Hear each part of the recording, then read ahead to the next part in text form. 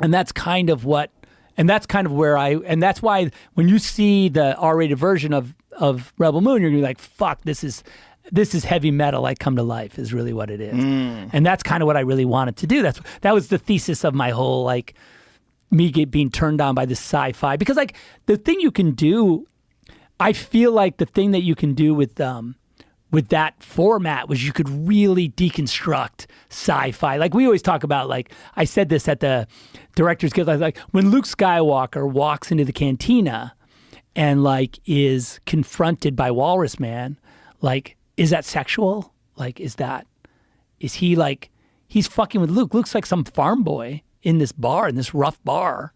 Like, what's going to happen to Luke? Right. Like, that's a conversation you cannot have. Right. In the context of Star Wars.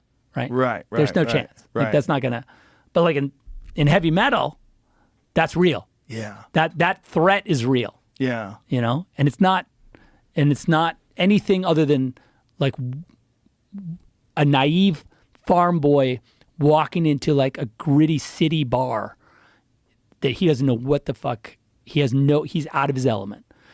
Other than that he's our hero.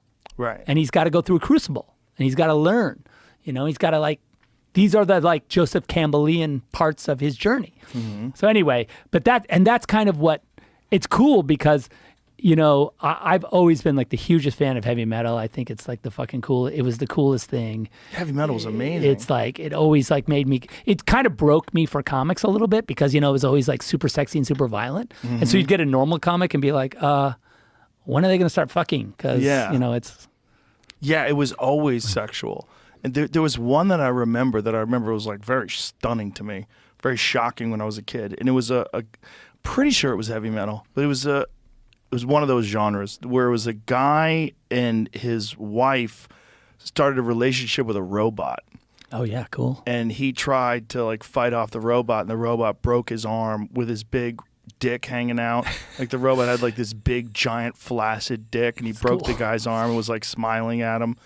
And it was just like, crazy. Jesus Christ. Sounds amazing. It was amazing, but it was also like indicative of that genre, those days. Like this is the 70s, right? The 70s when they first started publishing that. Yeah, right? all that was on the ragged edge, which was so underground and so cult and so weird. That's what I loved about it, and that's what I wanted to do with the movie. Is like say, what does the cult underground raw sci-fi movie look like? You know.